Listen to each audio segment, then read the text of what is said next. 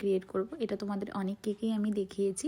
উপরের দিকটা হয়ে গেলে কিন্তু সেম ডিজাইনটা আমি সাইডের দিকেও ক্রিয়েট করব।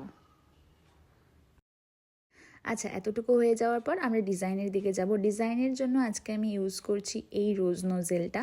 প্রথমে আমি রোজ নেইলের ওপর এই নোজেলটা দিয়ে কয়েকটা রোজ বানিয়ে নেব। দেখো প্রথম রোজটাকে বানাচ্ছি।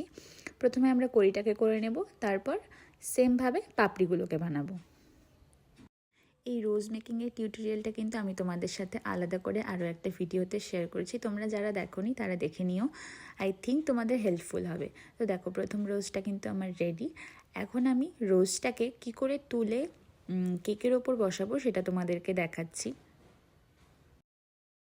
রোজটা হয়ে যাওয়ার পর দুটো প্যালেট নাইফের সাহায্যে আমি কেকের ওপর রোজটাকে বসাবো। তোমরা প্যালেট নাইফের বদলে হচ্ছে কেচি ইউজ করতে পারো, কিন্তু আমার ওটাতে অসুবিধা হয় জন্য আমি প্যালেট নাইফের সাহায্যেই বসাই। রোজগুলো আমার বসানো হয়ে গেছে।